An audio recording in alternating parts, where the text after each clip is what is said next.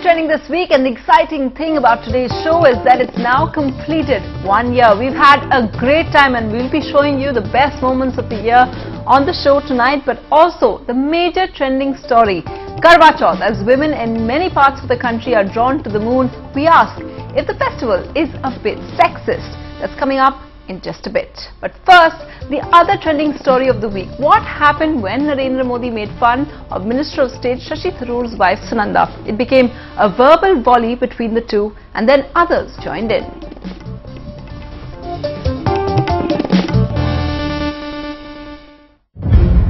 भाइयों बहनों बता दीजिए, इस देश में कभी किसी ने 50 करोड़ की गर्लफ्रेंड देखी है? She's worth far more than the 50 crores, the imaginary 50 crores he's talking about. But she's priceless to me. Would you go home and talk to your wives like this? But in the case of the Gujarat Chief Minister, I can't even say, probably does. But I added, you have to be able to love someone to understand that. ऐसे international love गुरु के लिए कोई ministry of love affair बननी चाहिए.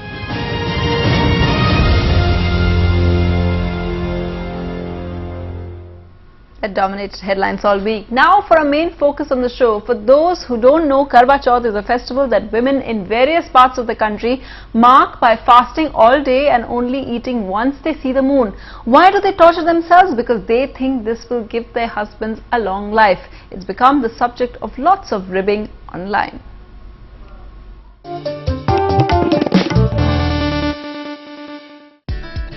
At number 5, Anubha Sani says, trust SRK's birthday to be on Karva Chauth. I'm sure more women are going to think of him rather than their husbands when they break their fast. Number 4, Gautam Trivedi says, Karva Chauth, the auspicious day of mooning your spouse. At number 3, Rohan Joshi says, the moon must get so confused on Karva Chauth at all these ladies suddenly shaking chunnis at him. At number 2, Madhavan Narayanan says, just as well that Karva Chauth and Halloween did not fall on the same day. For some, it would be difficult to tell one makeup from the other. And at number 1, faking news tweets, on Karva Chauth, I'm fasting for Pranab Mukherjee, Rashtrapati.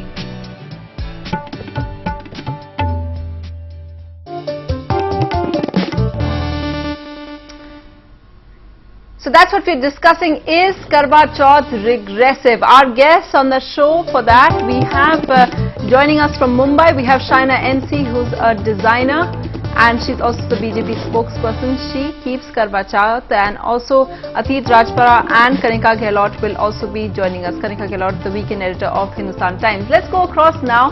First, to NDTV's Sonal Mehrotra, who joins us from some of the people marking Karva Chauth. Sonal, obviously they won't, you're with people who are marking Karva Chauth. What do they make of the kind of, online fun that people are making of Karva Chauth? There's a lot of buzz about Karva Chauth, right? You get on the street, you see people out eating, and after a day long of fasting, the moon is out. They're obviously in the best of their moods with their husbands, but let's get to them and try and find out. You're all decked up for Karva Chauth. It's happening. I mean, tell me what's the most exciting thing about Karva Chauth? Is it about, the dresses? Is it about the earrings, the bangles, the gifts? Or is it the husband's attention? It's together, everything together, gifts and then husband's attention. Otherwise, he's so busy, he has no time for us. So, for me, and so we go out, we walk. Then we spend time, and then today he bought beautiful gift for me, the bangles and then earrings, and it's actually basically spending time together. It's sort of Indian Valentine Day for us. So I really enjoy keeping fast for him. Otherwise I don't keep the entire year. So actually it's total fun spending time. Yeah. Indian Valentine's Day, but would you also expect your husband to perhaps keep Karva Chauth for you? You know what? Actually, I'll tell what I feel from my heart. I don't think my husband needs to keep Karva Chauth for me today, because I feel वो मुझसे ज़्यादा प्यार करते maybe then, and he is आरती उतारेंगे, मेरी आरती रोज उतारते हैं. So that's why I feel I should keep it today. He should also know कि मैं भी उनकी आज आरती उतार रही हूँ. Let me get to you, Sunitha, somebody who's been keeping Karva Chauth for 49 years. Ma'am, you've been keeping it for 49 years, wish you many, many more. But tell me, what is the real purpose of Karva Chauth? Is it just a tradition, or do you also feel in a way it's more out of love that people do it now? It's a tradition also, and it's love also. It's love also. Real love also. And it is just, you say, in a way of showing that you are dedicated towards your husband and probably give him longer Not life. showing, he knows. Not showing. Not showing, he knows. So, you know, everybody's out. For some people it's about dressing up. For others it's about, you know, the more platonic idea of, you know, wishing and letting the husband know that they really care and they really love. Well, they look like they're having lots of fun. Thanks, Sonal, for that. Shaina NC, so, you know, there we see a lot of the women having lots of fun, but there are some people as well who feel it is sexist, it's regressive. What would you say to them? Well, I'd like to start by saying that we're a nation of festivals, we're a nation of rituals, and we're a nation that has a huge cultural background and a heritage. Sometimes we question various kind of rituals, and sometimes we don't. I think it's because of the internet era that you even see this kind of blogging or this kind of commentary on Karva Chauth. But having said that, I don't think it's regressive in any which way. If you're praying for the long life of your spouse, or for that matter, if you fast one day, I don't think it's a big deal in that sense to portray it as feminist or regressive. Yes, clearly in the 21st century, some of these rituals can be followed by the men folk and the male folk as well. And why shouldn't that be? Why shouldn't they fast for us too? So that's a question that we can bring up. But to say that it's regressive, I think would be a little over the top. Okay. Having said that, I think there are a lot of other festivals where women fast as well, whether it's Navratri or a regular fast that you keep on a particular day. So it's to each his own, and I think it's important to identify that ours is the only nation world over which has so much to offer to the world. So let's keep few traditions alive, and it's up to each You've broken your fast, right, Shaina? You've broken your fast, right? Totally. Okay, good. We wouldn't want you starving on the show. Kanika, so Shaina says, you know, what's the big deal? Why do we say that it's sexist if people want to do it? What would you say to that? In many ways I agree with Shaina, and I do believe that it is of course about personal choice, and how people want to show their love is their business, you know, etc., etc. But I think the problem comes in when it stops being a personal celebration and it is an institutionalized celebration, because then it becomes about a signal we are sending out as a nation, as a community, and what is the message we are sending out? Every day there are crimes reported against women, against children, against girl children. They're killed in the womb, there are molestations, there are rapes, there are gang rapes, girls are murdered before they are born. And what do we as a community do as a reaction? We celebrate Karva Chauth collectively. What is Karva Chauth? It says that a male's life is more important than a woman's. A woman must pray for a man's life. Isn't that the same mindset that makes people kill their girl children? Okay. And I think that is the problem I have with this festival. Shaina, what would you say to that before I go on to Atit Rajpara? Well, it's also the same nation where you have all of us worshipping a Durga or a Saraswati or a, you know, or for that matter even Lakshmi, where you give importance to a woman. But Shaina, the point I think Kanika is making is that she's saying that why do we just have a day when women fast for men?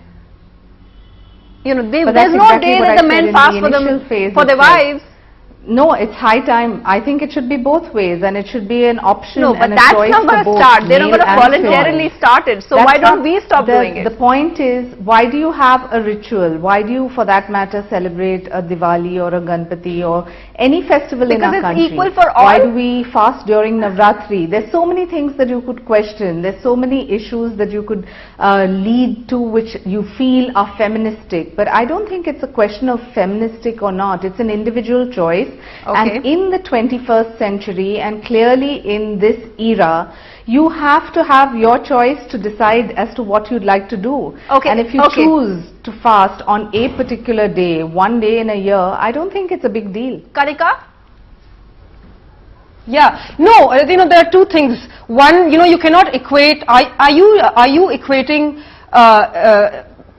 worshipping a person, a human being, a husband, the same as worshipping Durga. Do you see the problem here? And if people don't see the problem, I think women really need to introspect. You know, we talk, you know, we go on Twitter and we go on TV and say, oh, these ghastly crimes happening to women. If you are not standing up for if you think it's only about designer clothes and what you're doing does not have an underlying dangerous message which is influencing mindsets, you know, promoting stereotypes, do you not need to think about that? Is it just sweet or stupid, or does it go beyond that? You know, I mean, is it just plain irresponsible? Actually, Atit Rajpara is also here. On the part of men and women. Yeah, Kanika, Atit Rajpara represents the Men's Association. Just to get a male perspective in, he joins us from Pune. Atit, you have an interesting story about Karva Chauth. Tell us that. Yeah, certainly Karva Chauth is basically people look it as a female festival, but people doesn't understand that it is basically a extortion of male being done under the laws of festivals like this. Basically it is something like that. Entire country is celebrating, then woman is fasting for her husband for one day, but nobody is basically looking into the aspect that husband is sacrificing for his family, his children, his wife 365 days. Nobody celebrates that. Tell me how many countrymen are celebrating International Men's Day?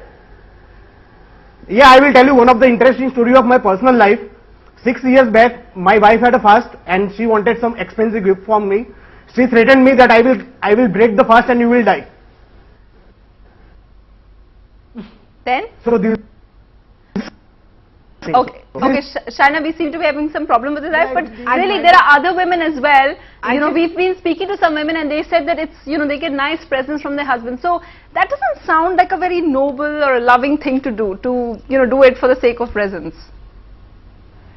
But I think different people have different stories to tell. As this gentleman had his own story to say, I'm sure there are lots of women who wouldn't be doing it just for gifts. There are lots of women who would want to do it on their own accord. Lots of women who would choose not to do it. And that's a personal choice.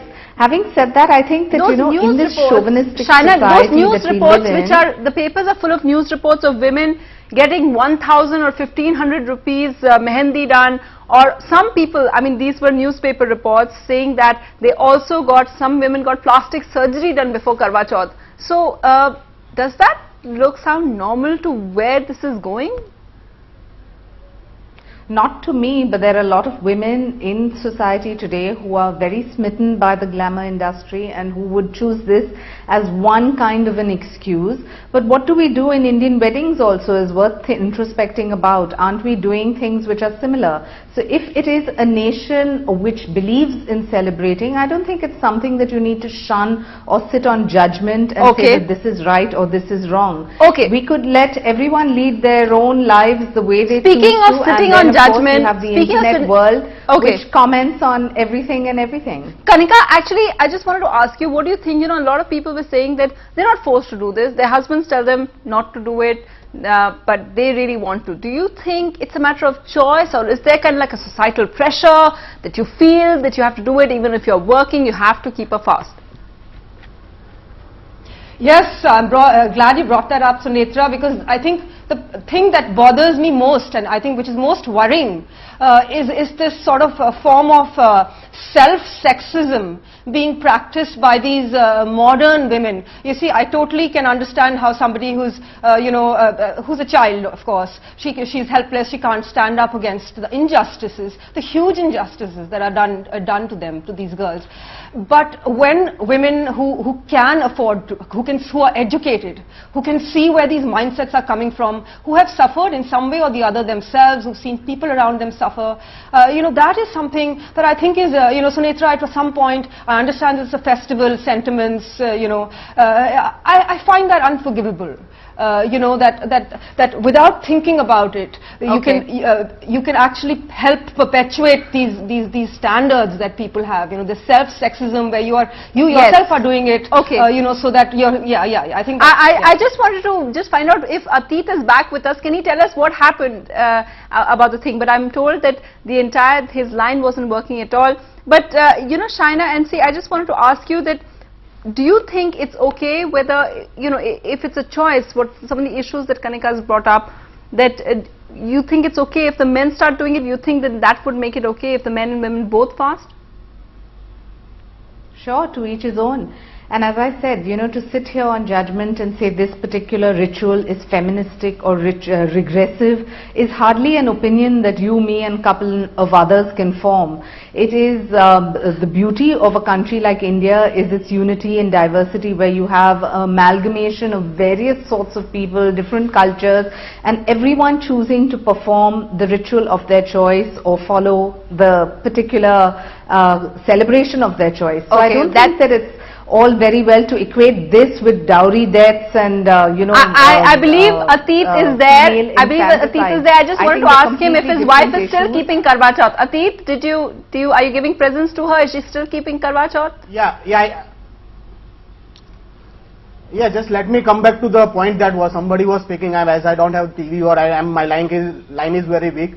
Everything you cannot link to the dowry deaths. If you take the NCRB data, dowry death actual figures are something, that is reported figures are 8,000 persons per year, whereas I know, we every just year wanted to know, we are out of time, Atit, we wanted to know if you let me finish.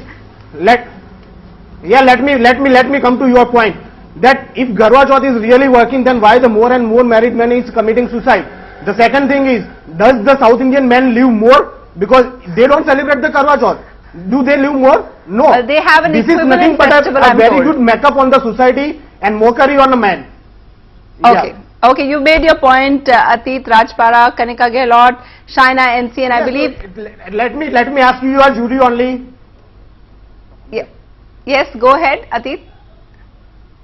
Yeah. You didn't tell us whether your wife still keeps Karva Chauth or not. Does she still keep Karva Chauth?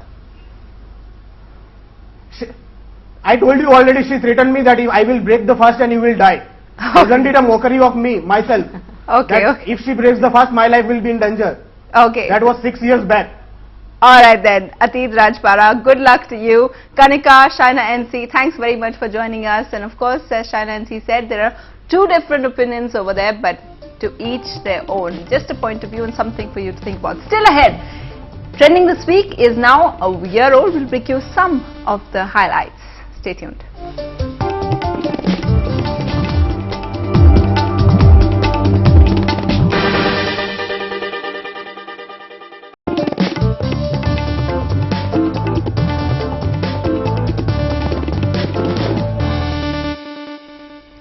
Welcome back. Our trendsetter this week is author and diplomat Pawan Verma. The reason why he's setting a trend is that he's quit his job as diplomat and joining Bihar Chief Minister Nitish Kumar. I spoke to him about why he did so some time ago. Pawan Verma, diplomats are supposed to be cream of the bureaucracy. How come you're leaving that to join politics? Well, until the 31st of December of this year, I remain in Bhutan, and I am bound by the code of conduct for bureaucrats. But after the 1st of January, I've chosen my freedom. I've chosen my freedom because I need to work for what I believe is the change necessary for this country. I believe the imperatives today are clean politics and good governance. And if you have something to contribute in any small measure towards those goals, I suppose one needs to take the plunge. It is also because I have a new book coming out which deals frontally with the issues of politics and governance. The book is called Chanakya's New Manifesto to resolve the crisis within India. And I don't think I could have written the book in my capacity as a serving officer. But why Nitish Kumar? You have to make your choices carefully. I believe Nitish Kumar stands for those values which further the objectives of clean politics and good governance. Both are verifiable for people to judge and see. So even if his ultimate efforts are unsuccessful, what is important is to join the effort, because that effort must lead to change. Change is the imperative for India. We cannot accept that things will continue in the way they are today. So will you be fighting elections now? It's too soon to talk of the modalities. Right now, if I can assist in any way to further his cause in manners that he assigns to me, I would be happy to do those. Okay, good luck to you, Pawan Verma. Thanks very much for joining us here on Trending This Week. And of course, now the best bit, which we have been looking forward to, Trending This Week is now a year old. Here are some of the fun times that we've had on the show.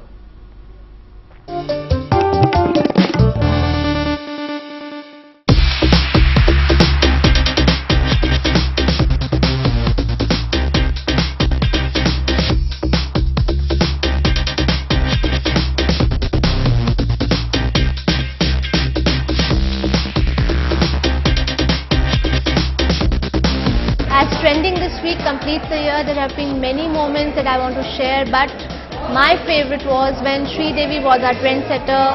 She talked about her marriage, children and her comeback into films. I believe that whatever is in your mind, that shows on your face.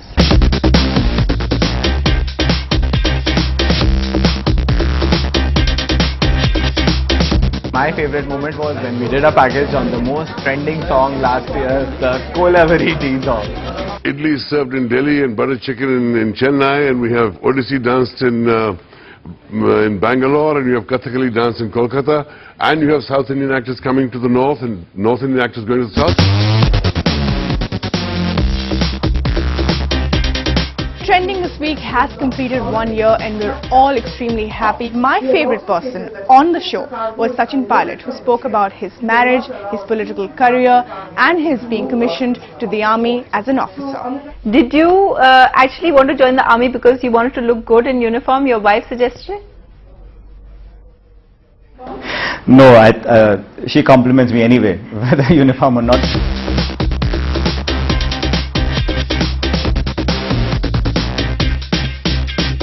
When Australian MasterChef were on a show, that was my favorite show. We've loved our time here and we thank you so much for letting us come on your show. So that's the boys from MasterChef in India, in Delhi, signing out. Boom, boom, shake the room. Cut.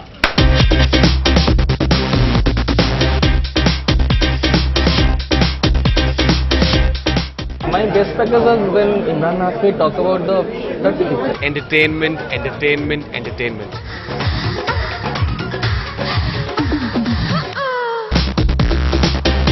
I've never seen a woman parliamentarian repeat a sari.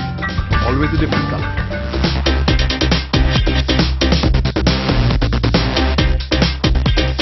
What's trending this week? Top 5. You're watching What's Trending This Week on NDTV. What fun, and hopefully there are lots more years and lots many shows ahead. Don't forget, we'll be back again next week, same time. Join us then. Goodbye.